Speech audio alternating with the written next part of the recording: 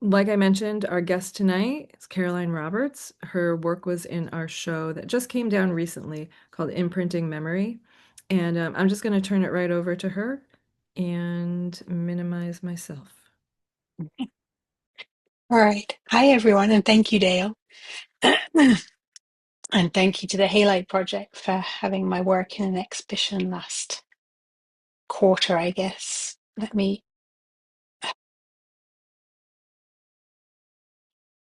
Okay, I just got a request from Zoom that's kind of weird. I'm just trying to open the right thing.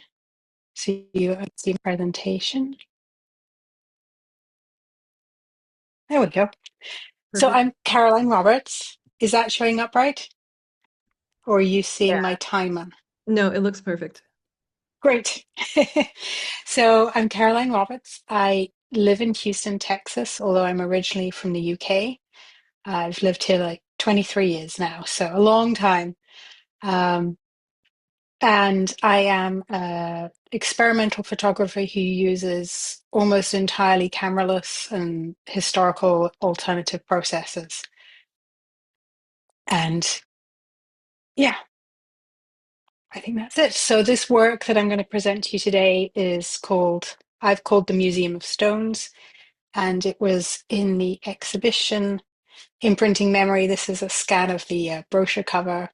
Um, And that was the three of us that were in it. There was Severine, Andy, and myself. I really enjoyed seeing their work. I was able to see the exhibition on the last day it was open and get some photographs, which was even better. And yeah, I just loved seeing our work together. I thought it fitted really well. And I was really pleased to see it and the way everything was installed. And yeah, we fitted so well together.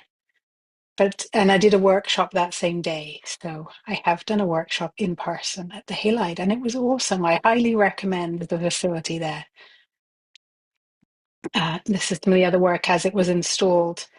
I This work is I call it the Museum of Stones because it started with a lot of little stones that I used to gather just randomly, usually when I was hanging out with family at the beach, because obviously with my family in the UK, I spent a lot of time at the beach or by rivers, and I would often pick up these little stones and just be playing with them while we were talking, because I'm an endless fidgeter and a bit of a magpie.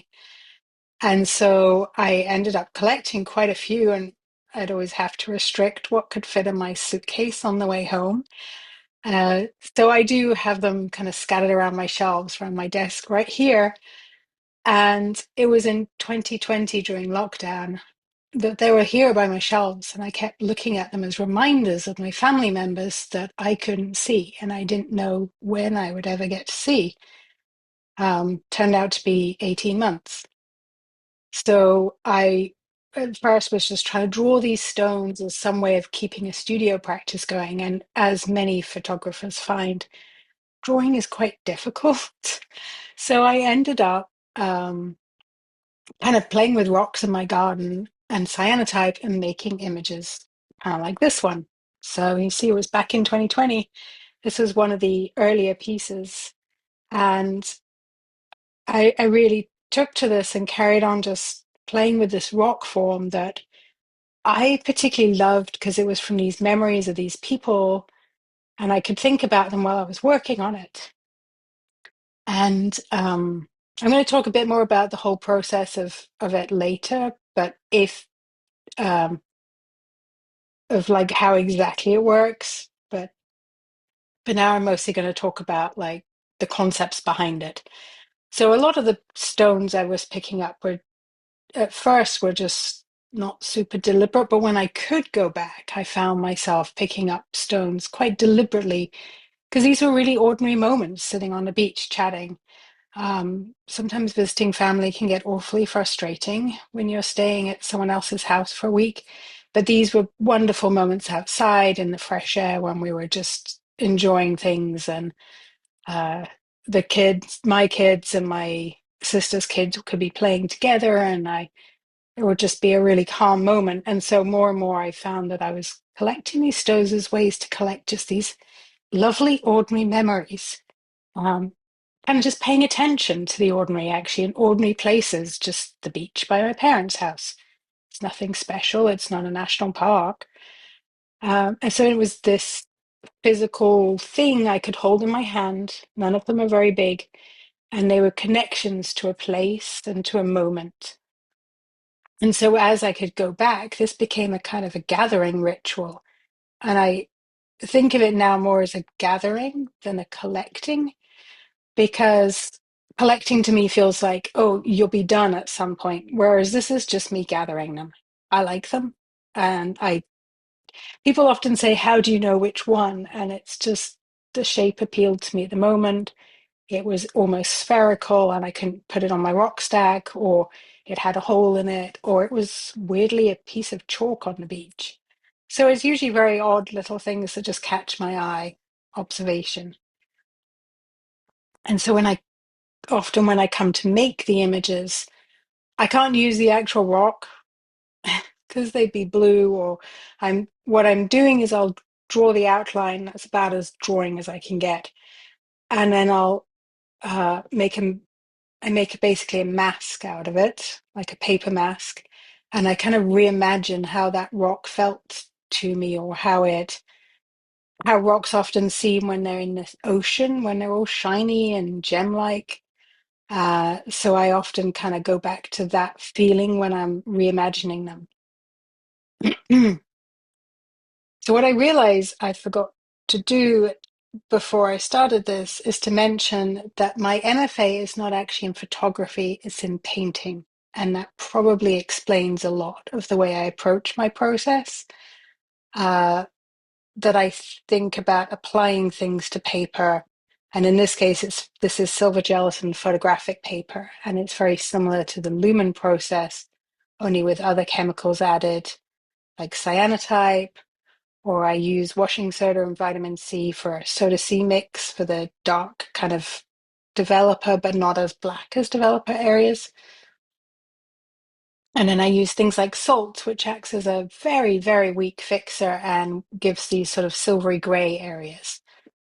And then besides that, I alter the amount of light that can get to it and moisture and uh, just factors like that. It sounds like it's super controlled. It is not nearly as controlled as one might hope, but I do really enjoy that and expected of it.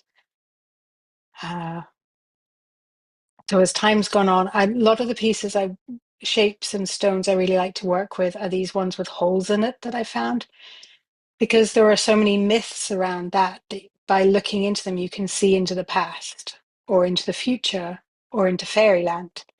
So I like thinking of that hole as looking somewhere else in time and being a kind of portal or a liminal space, just like the beaches. And as I went on, I started making more like collections of them, because on my desk they're often in like little arrangements and collections. Stones do not often sit on their own, so I started arranging them in forms. Some of these kind of long, weird long shapes were actually traced around real rocks. A lot of this work really, really developed during two residencies at Penland School of Craft, one in 2024 and one in 2026 this year. And it was the 4 weeks of time in a photographic area. Mostly I'm not in a dark room, but it was 4 weeks of time with access to a dark room for fixing all the pieces that allow me to really push the process from my experimental ideas to this. And what I wanted to say is some of these rocks were traced around big rocks that they had around there. Others were sometimes I'm drawing things that I can't take away, like they're at a national park or they're just too damn big. So yeah, you can see that all these different papers are really different sizes. A lot of the colors in these silver gelatin papers is inherent to that brand of paper. This one is a particularly old Kodak paper. I think it's Kodak Azo. Uh, yeah, and then kind of the browns are from the washing soda or vitamin C, and the silvers are from salt. And the blue, of course, is cyanotype. you'll notice some like really crazy white areas coming out from some of these rocks. That's because this is a warm tone paper and it has the strangest reaction to any completely, like not completely reacted cyanotype chemistry. It bleaches really rapidly. And yeah, it's always fun when you're washing it out to try and get it to do something interesting instead of a one directional slide of chemistry.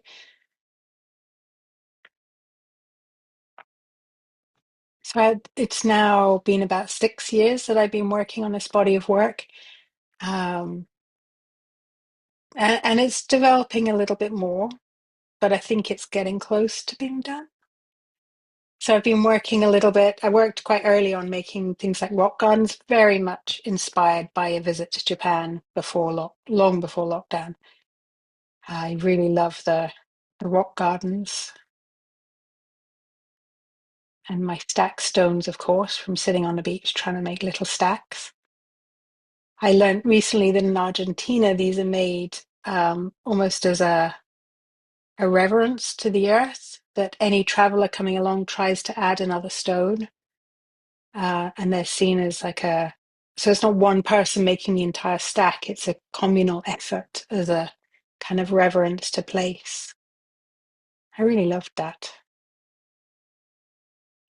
And this piece is in the exhibition. This was kind of a new direction where I'm thinking about the rivers and the beaches the environments where I pick things up, and thinking about bringing some of that into the work of kind of creating rivers around these stones and thinking of the stones as these kind of still points, still memories of my life where everything else is crazy and flowing it around it. But here are these still cores of like myself and my relationships to places and to people.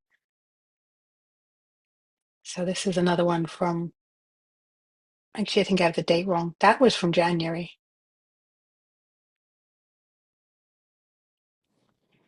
And just recently, I was talking about how I was always picking these stones up, even from childhood. And I realize now it was great that I actually had pockets because so many girls' clothing doesn't have pockets. But I guess I always had cords or jeans, and I always had pockets, and mine were often full of rocks. And I loved them because I would pick them up from rivers or from the pools of the ocean, and they looked like the brightest of gems. And I thought they were awesome. And I would get them home, and they were grey every time, every time, or kind of slimy with weed.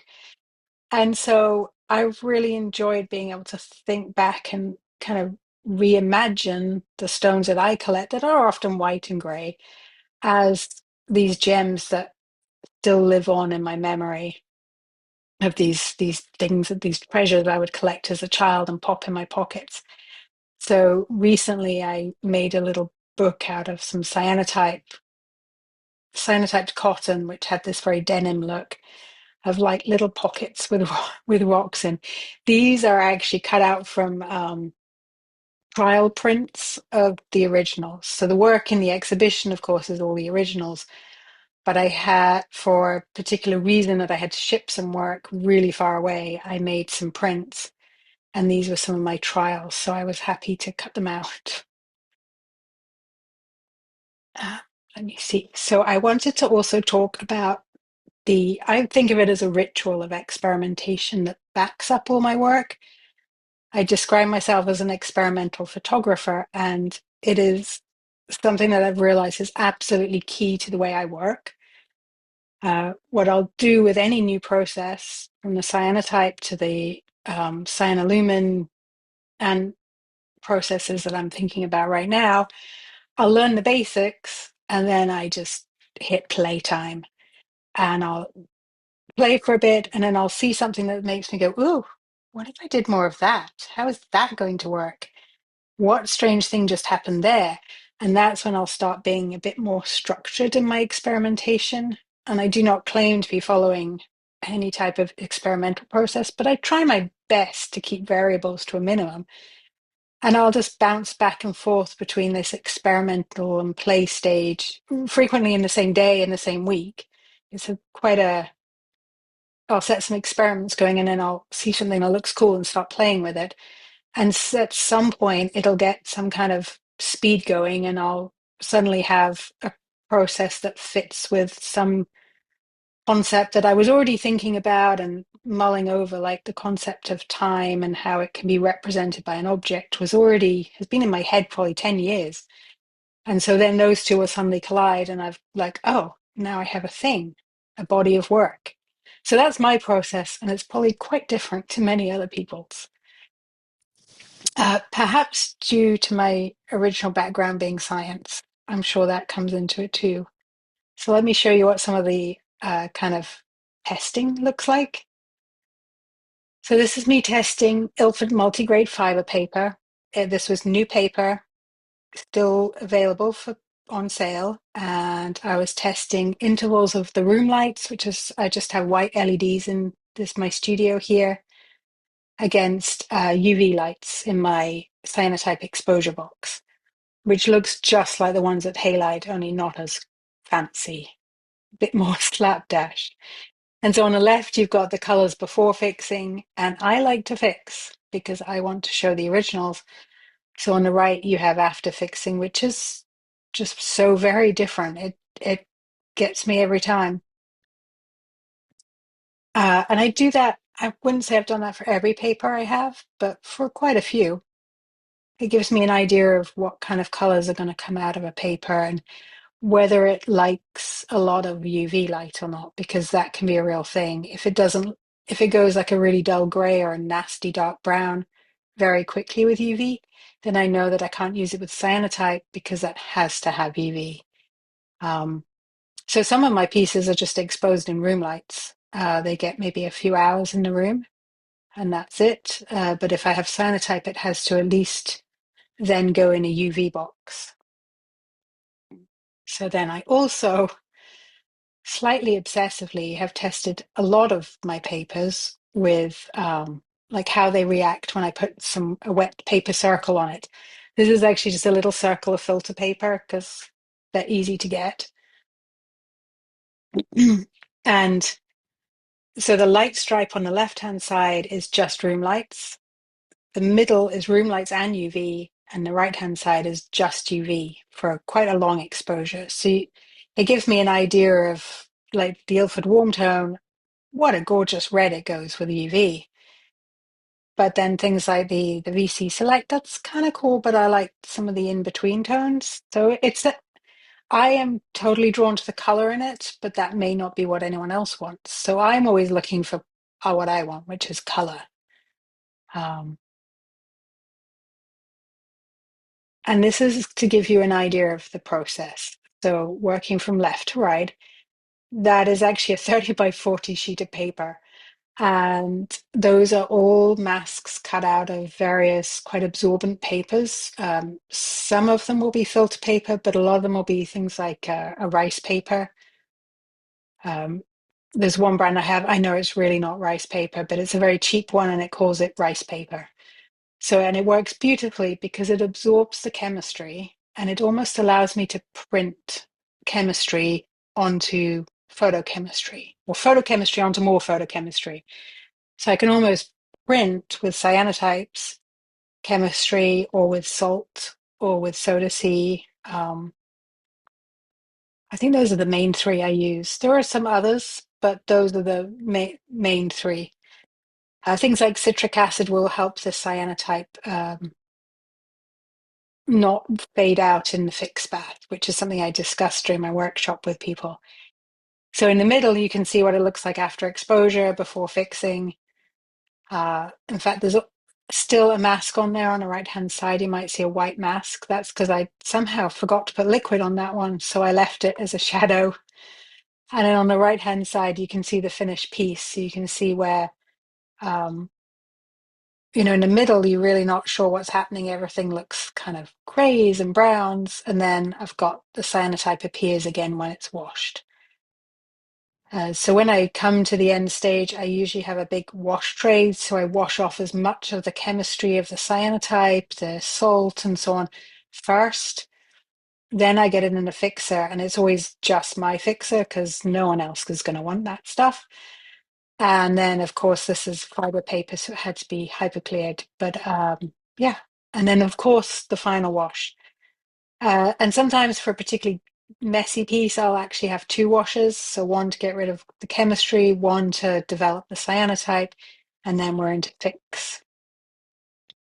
But I think of these, I should also explain that when I put the chemistry on into the paper and it's really wet, there is a point at which I need to lift off that paper so it can get light underneath. And that moment is can be tricky to judge. It's very easy to pick it off too soon and everything is wet and you get drips, which can be fun. And it's also possible to leave it a little too long and then it won't come off at all. And in fact, I'm going to go back a bit because I have an example of when that happened. Uh, this rock stack here, you'll notice one of the rocks has like a lighter area. It was because the paper got stuck and it wouldn't come off. And I ended up exposing the whole thing with one section of paper still on. And I love it. And I've never managed to make it happen since. Whenever I try it, either the whole thing sticks or it comes off in little strips and it's a mess. So there you go. Happy accident. So I wanted to talk just a little bit about kind of where I'm heading next. So I've become so aware of how important that experimentation is to me that I kind of want to bring it out. I'm thinking of it as like showing my working, like I was always told in math. And I'm thinking like, how can I show what I do, how I work, this experimentation? And so this is a book I made this January, mostly at Penland until we got the ice storm and I had to evacuate.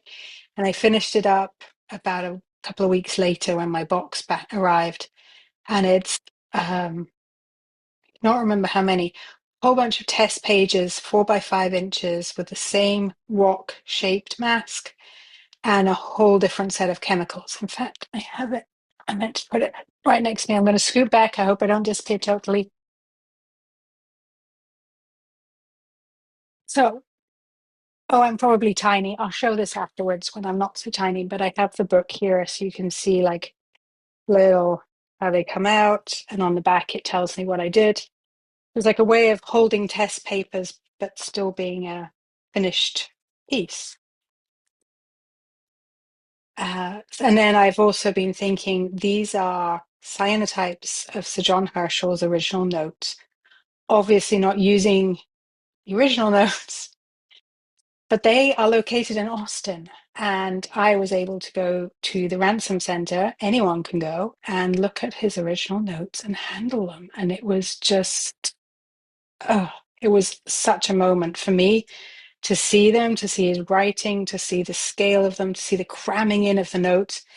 So I took a whole bunch of photographs of them, turned them into negatives, and made cyanotypes. And this is, it basically folds back into a book, but the whole thing folds out, kind of like the unfolding process of discovery was what I was thinking of.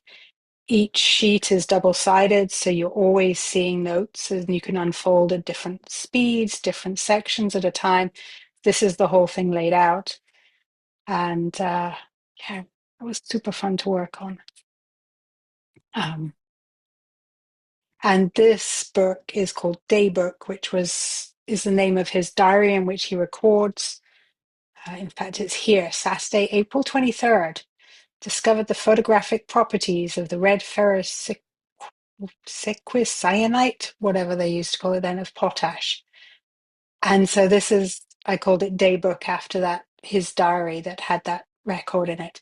And it's actually a book of cyanotypes made with a mix of his notes, my notes, and then some of the published notes of Dr. Mike Ware, who gave me permission to use them on these cyanotyped pages that are very much experimental. So I've been trying to think of ways of creatively presenting research work. So I'm still working on that because I don't know that, well, I have more ideas on how to do it. So I think I finished kind of early. I clearly spoke really fast. So hopefully you have lots of questions. And I'm going to stop sharing so I can see you all. Oh, Carolyn, I can find my way to it. Yes, go ahead. you have a picture of the the book with Herschel's notes. Do you have a picture of it all closed up? No, but if I scoot backwards, I can find it. Okay, Scoop. It's good. We have the Ah, time. it's over here. Oh, all right. It's in one of these boxes. It's in this one. Nope, And this is Daybook. Okay, hold on. people, It'll be in the other one. Go people ahead. who have questions can go ahead and throw them in the chat while Caroline's looking for that. Yes. And I'm going to try and hit stop share. My mouse is not appearing. Okay, I think I did it. Yes. All right. That way you can see me a bit bigger. So this is what the Daybook looks like when it's oh, hold on, let me turn off blur. You'll see my crazy background, but that's okay. Welcome to the studio. So this is like those first pages of his diary. And then let me find the page that has so my notes and his notes. And I'm trying to find one with Mike Wes. I love that presentation of research because people don't often think about the research in the experiments. And if they do, it's for like the gain of knowledge rather Yeah, than looking to present it as art in and of itself. I love that. yeah. And I think we've forgotten that ordinary people can do research like that. Mm. Because it used to be, I mean, Herschel was an amateur. He was just, oh, so here's one with more obviously one of Mike Ware's tables from his massive Cyanomicon that's on his website. Available to download for free, which is amazing to me. He's so cool. Here it is.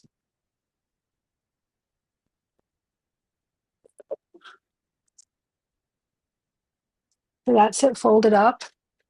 And then it opens, whoop, my left and right like that. And then each of these blue sections can open out and it can continue on, just opening out. It's I love. obviously better flat. And then, Did, did you sort of teach yourself that kind of bookmaking process, or, yeah, I or just kind figured? of in, I just figured it out. I knew kind of what I wanted to do, and I knew I wanted it to kind of lay out like a big wall piece, but then be able to be folded back into a single kind of box shape. Mm. Um, so yeah, I sort of figured it out.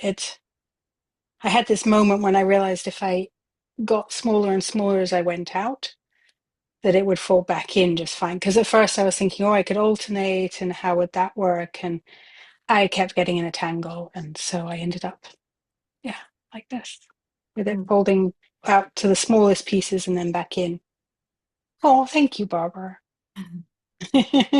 Yeah, I love that. There's so much creative work going on in the photo book realm right now, and I love the fact that you're Mm, like expanding from your, your wall-based work to these other forms, these more kind of, I mean, they're still kind of two-dimensional, but more yeah.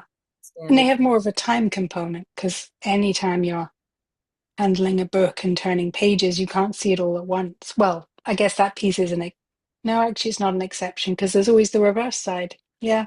Yeah, and in the different like iterations, you can have it where Yes. everything's unfolded, or like this is partially folded, but this is completely Yeah. unfolded. All the different iterations. I love that. Yes. And I haven't figured out how many there are. No. Because you can have this section folded in and that one out, and yeah. Yeah, that's great. It's a lot of irritations, iterations. Yeah.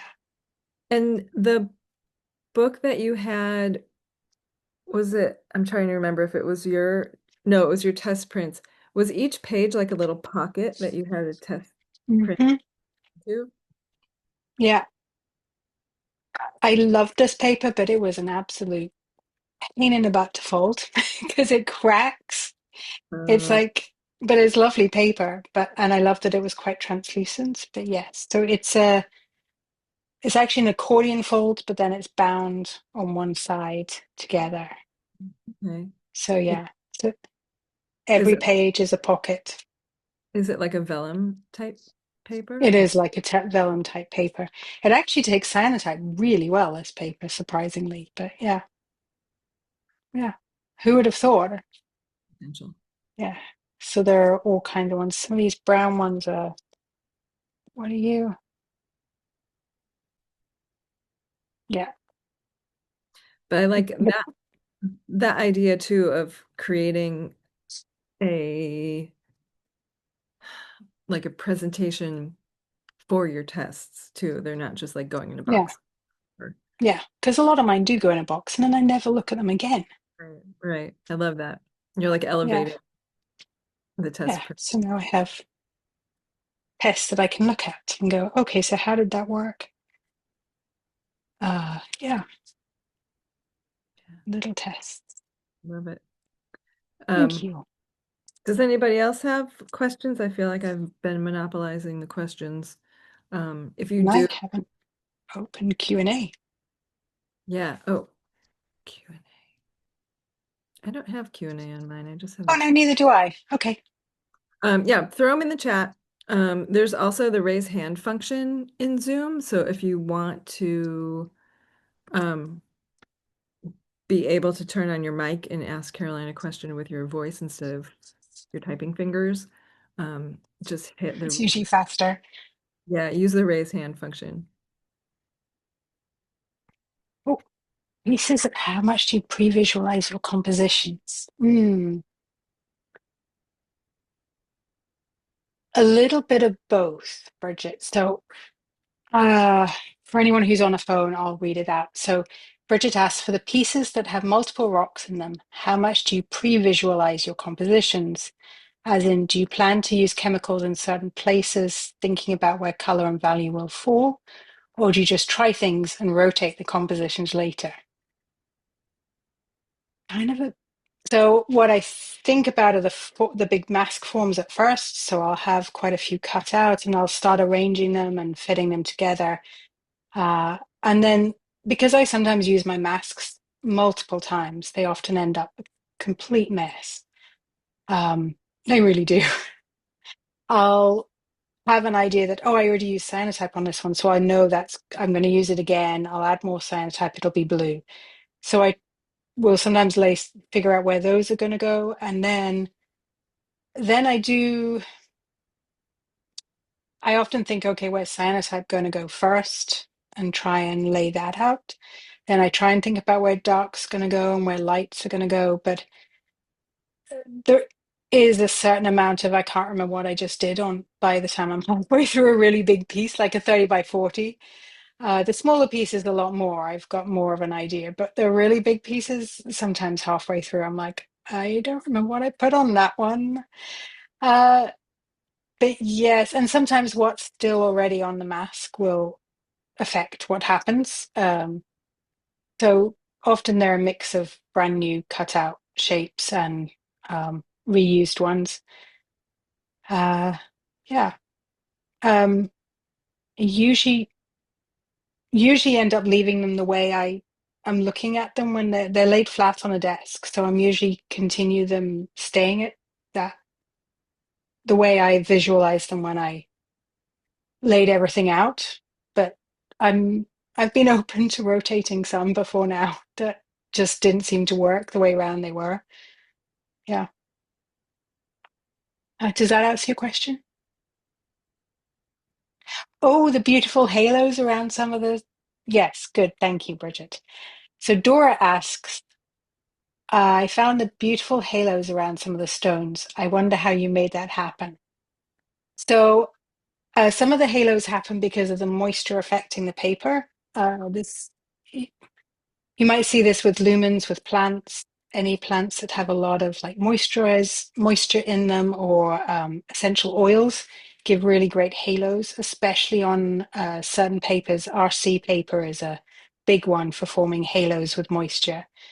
So some of the halos are from moisture, and some of the white halos, that's unreacted cyanotype, which is inevitable.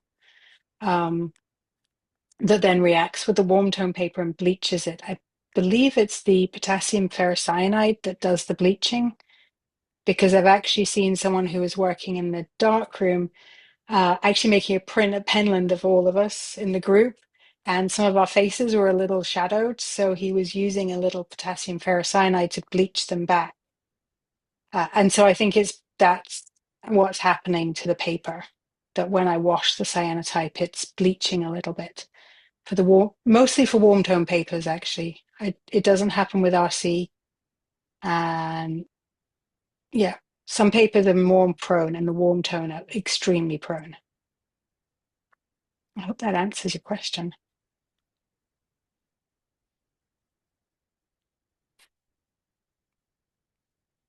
Thank you guys for your questions. Um, Is there anyone here who was at the workshop a few weeks ago that I did? I didn't recognize any names when I was first looking, but I have not looked at the whole list yet. no, I guess not. No.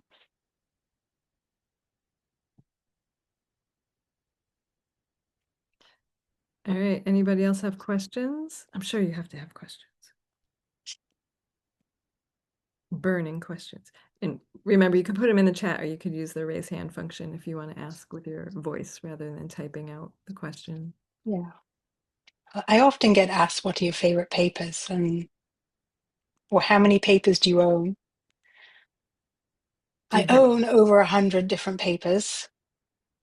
oh, And oh, yeah, different papers. It's insane. And but some of them, a lot of them, like RC Rapid papers, they just go a really dark brown. And I still haven't managed to make them do anything particularly exciting or interesting. Uh, Fiber papers are really great. But there are some really cheap RC papers that are still, well, Adorama used to be available. I don't believe they make paper anymore, but you could probably find a ton of it on eBay. I have a massive box. how do you acquire these hundreds of Oh, boxes? eBay. Sometimes I haven't acquired any for quite a while because it got a bit out of hand. 100 papers is a bit out of hand. Uh, but I occasionally lucked out and would get like just somebody's darkroom being emptied. And then a friend who runs a college darkroom just handed me a big box one day of mostly quite cheap papers, but there was a lot of Adorama in there, and I love it. It goes a really nice silvery gray instead of a dark brown, and yeah. In fact, before it's fixed, it does the most beautiful reds with moisture. But sadly, when you fix it, that goes. So sometimes I scan them just so I know. But yeah, any of the work that was at Halide, it was all fixed. I generally don't like keeping work unfixed for the very reason that this is a bag of work I've made that I didn't ever fix, and it is just sitting here in the dark forever. And every time I open it up to remind myself what's in there, I'm giving it more light exposure. So yeah. Okay, I see the question from Kristen that's sort of related, so let me answer that first, but I see yours, Alex. Do I use traditional fixers? Yes, with an asterisk. I use EcoPro fixer. I have also used Sprint non-hardening fixer, and both of those are fabulous. Love them. I have in actually a college darkroom where I took a class for no credit just so I could have the darkroom access. I've tried their Ilford Rapid Fixer, which does have hardening, and it seemed to slant some of the papers more to a green brown instead of a warm brown. And I really didn't like it, so I've avoided using it. And I've had really weird results with a fixer that I had, but it could well have been because the fixer was very old. And I just was like, I wonder if it'll make a difference. And it did, but it could probably be because it was also really old Ilford fixer that maybe wasn't working so well. But yes, I use traditional fixers. I have tried the magical lumen fixer recipes that are out there. They are a big pain to make up because you have to heat up the water and it takes ages to um, dissolve the chemistry. And of course, you have to wear a mask because it's all really harmful chemistry. And it didn't come out any different to using in terms of color to the traditional fixes. So yeah, What's what's supposed to be magical about them, or is it it's supposed? meant to not change the colors as much, but I didn't notice any difference. And the inconvenience was so high that, yeah, I didn't try again. So I haven't tried it with every single one of the papers. Maybe somewhere along the lines it does make a difference, but it was just too messy and yeah, annoying of a process having to really heat the water up really hot just to dissolve everything. And it took forever. So I was like, no, I'm not doing that. I'm buying this ready-made fix. Well, we can still get it. Uh, Kristen, does that answer your question? Do you have any follow-up questions before I move on to Alex's question?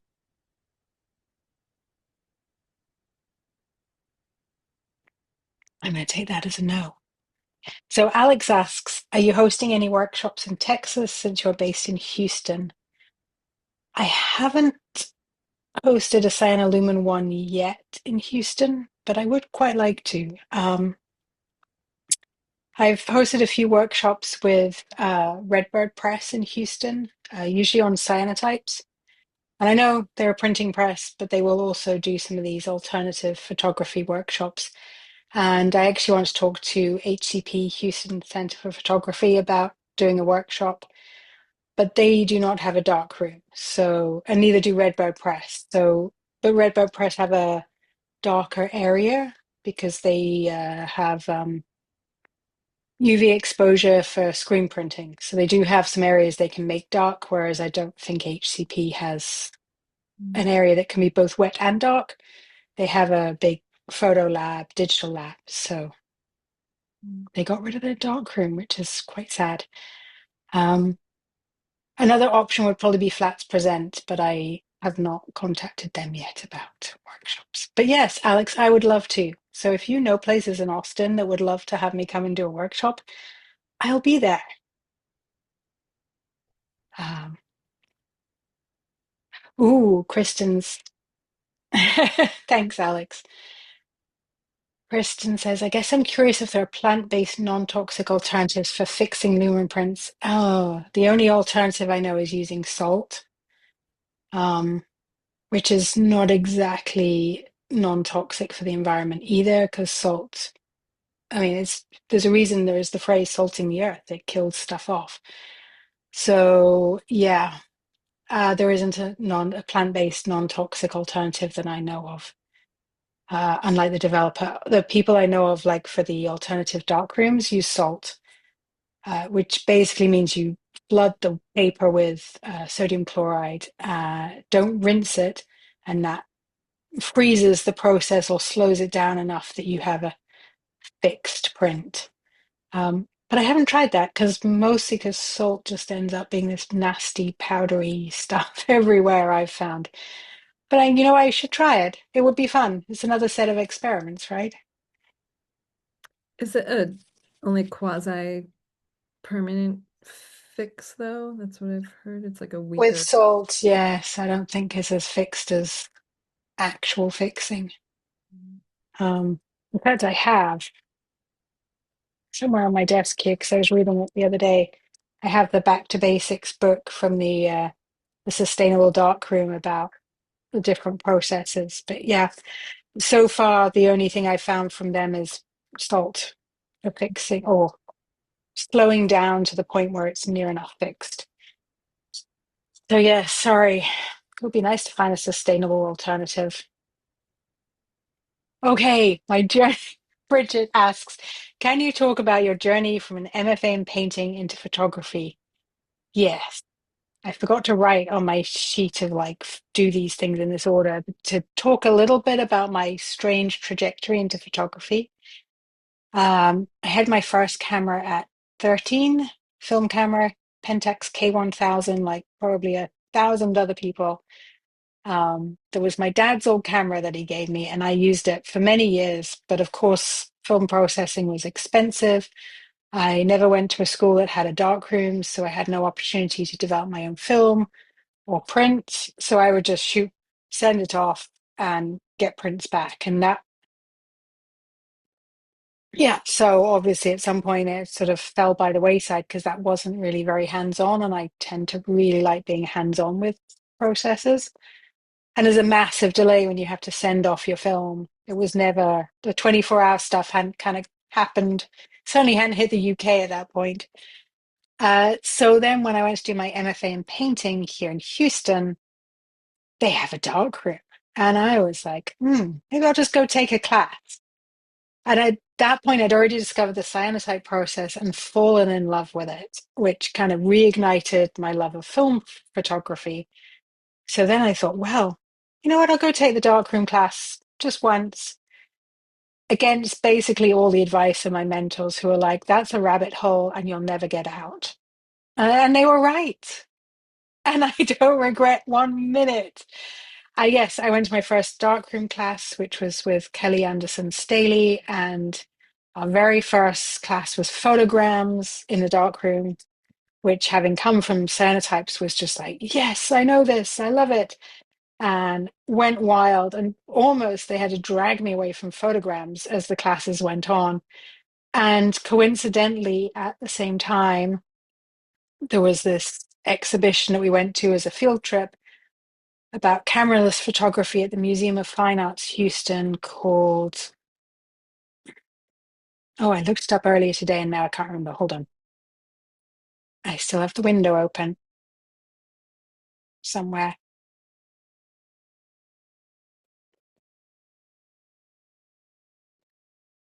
I thought I did. Okay, it was called something like Into the Shadows, something like that. Shadows is in the main thing. If you look in Museum of Fine Arts Houston's archives for 2014, you'll find it. Type in shadows and it's going to show up. Um, And there aren't any images online, and there was no brochure, which I'm really disappointed about because it was the most amazing exhibition and completely blew my mind. There was everybody from Adam Fuss to, I'm going to blank on all the names, but there were Pierre Cordier's work. It was all work from the Museum of Houston's archives. Shadow Catchers, no, Shadow Catchers is the one. I have that book. It was with the Victoria and Albert, I think, in London, is there's Shadow Catchers, and I have that book, and that has been super influential too. But this was called something like Into the Shadows, and all the work is from their collection. Yeah, I don't blame you for holding that book. Hold it tight.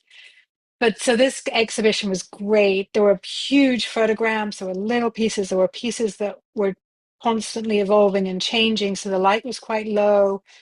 And I was just blown away by it. And I would say that the darkroom class and that exhibition started everything off because I was painting, but I was really struggling with the weight of history that comes with painting.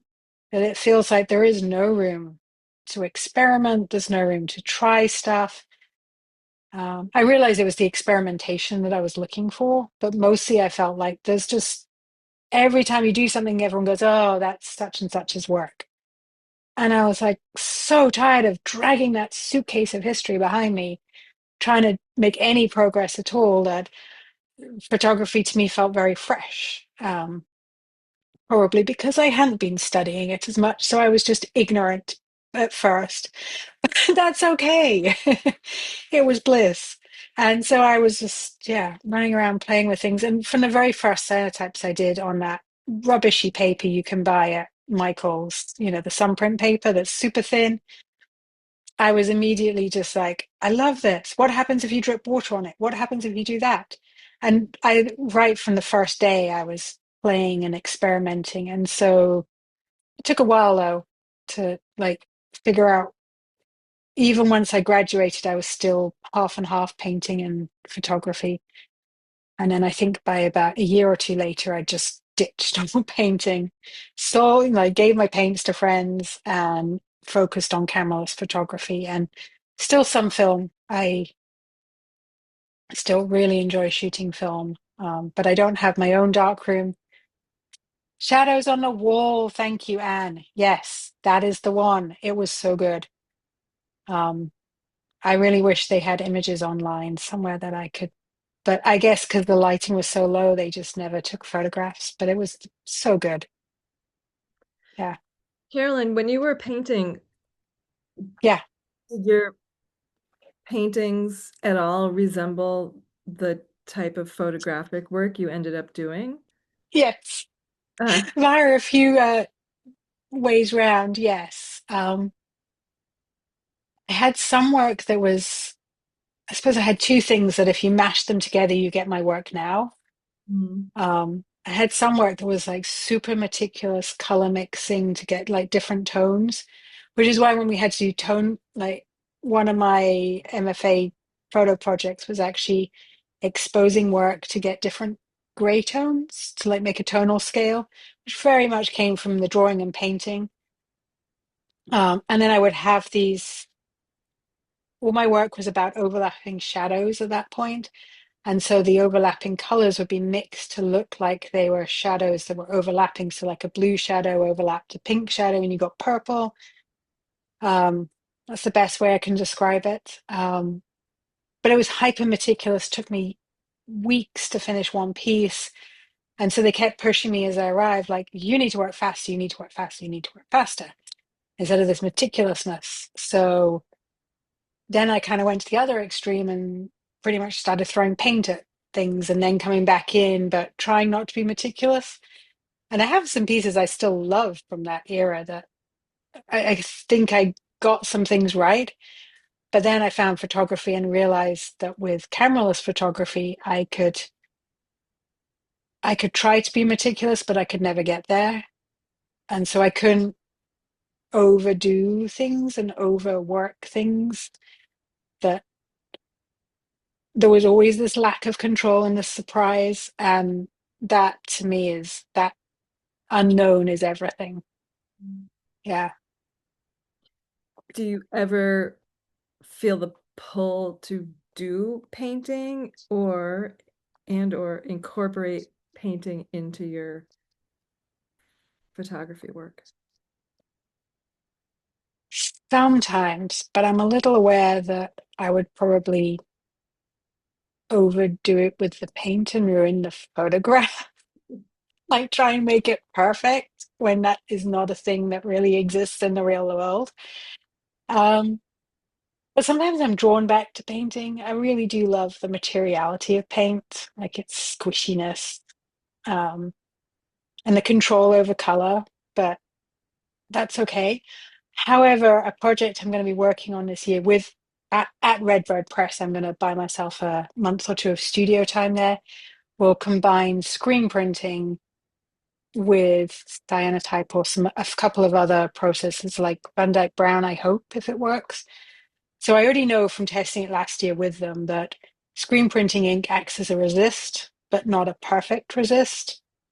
So you don't just get white text where you put blue, you get a sort of, it kind of, it's uneven. And so you can print text or photographs and then put another layer on top with the cyanotype. And then you could almost certainly go back in again with ink. And so I'm going to head down that rabbit hole next Excellent. for a bit of this year. I got a grant from HAA to pursue that, Houston Arts Alliance, to pursue some of that with them. And Oh, cool. yeah, so that's going to be cool. Yeah, thank you. But I have to finish and exhibit it by the end of the year. So it's going to be a bit of a, yeah. Wow. Well, it doesn't have to be, big and grand. I can experiment and then hopefully we'll be able to develop it as like maybe like a 2-day workshop or a two-part workshop of so you do the printing on letterpress or screen printing, and then you can come back in with a photo process. Wow. Oh, that's So exciting. yeah, it is exciting. I was really glad when it worked. Yeah. Oh, Barbara, Mm. she's got a question in there. Of all the papers you've tried, have you ever used any glossy photo papers? Yes. In fact, I found that the surface doesn't alter the color. So a matte paper will do the same color range as the glossy of the same brand and type. The biggest problem I find with glossy is I'm not a big fan of the glossy look, but that's me personally. It doesn't work with my work, but it might really work with other people's. The other thing I found is that if you're adding the masks work well, but other chemistry might just slide everywhere. So the masks would actually, or the absorbent masks would help the chemistry stay in one place if that's what you wanted. But yeah, glossy can be a bit of a challenge because of the slidiness. And of course, cyanotype will actually doesn't adhere as well to the surface. It kind of scratches super easily because I have tried it a few times on glossy and I just end up with little scratches unless I baby the piece in every single wash bath all by itself. Otherwise, the other pieces will ding the cyanotype. And I'm pretty sure I've dinged it anyway, just picking it up. So but I have used glossy and it will work. So if you have it, it's a really great way to just give something a go. And if you like it and it is something that appeals, you can always go out and buy a matte or a pearl version. Yeah. Good. I figured that might be why you wanted to know. Yes, it will totally work. Do you know what brand and what paper it is? Is it an old Kodak, like a Rapid or something? A lot of the older RC papers, not Kodak, okay. A lot of the glossy papers will go quite a dark brown. So my advice is don't put something like developer on it, put salt so you get a more fixed area and then you get contrast. The green box. I'm super curious. That's not one of your 100 paper types, Oh, Carol? I have, I don't know, like green box. Ah, you've stumped her, Uh, Barbara. We have, but Kodak's always yellow. Ilford's almost always been white or brown box. I have some that's very old that's in a brown box. Is it like old from the 50s, Barbara? Oh, yes, might be Fuji. If it's color, though, it has to be black and white paper. So if it's Fuji color, which I do have, um, it kind of works, but it's not the same. But if that makes sense, it doesn't change to other colors. It just goes one color and that's it. It goes blue. And then when you fix I can't remember what happened when I fixed it. I might not have fixed it. Okay, not color. Okay, give it a go. I feel like I've seen really old paper in, I don't know, Barbara, if this is how yours is packaged. It's almost not like a hard cardboard box. It's more like a paper sleeve. Yeah, Mhm. But I can't remember what it was. But that kind of like super old packaging. yes. I also have some that are, I mean, clearly long exposed to light because they're in like paper that's pretty much fallen away, and then the paper envelope on the outside is almost fallen away. I mean, I have some that I know I don't even bother to go in a closet to handle because they're clearly being exposed to light.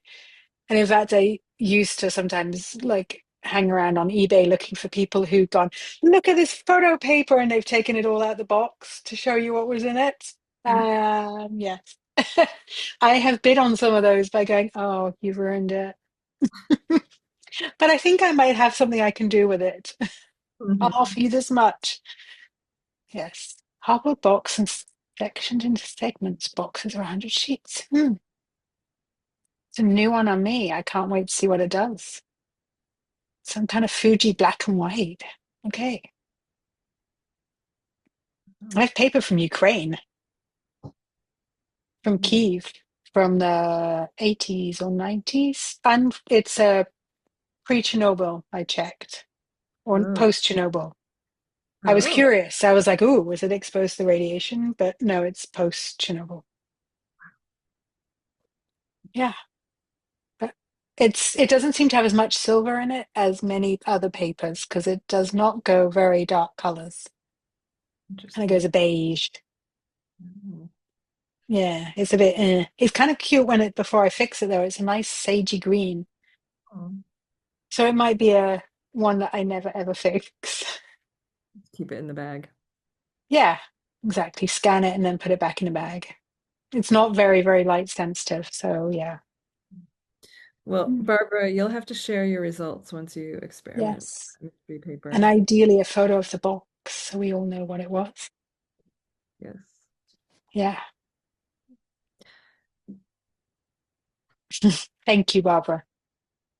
Does anybody else have any questions or comments too? You could share comments that you want Caroline to see before we all part for the evening.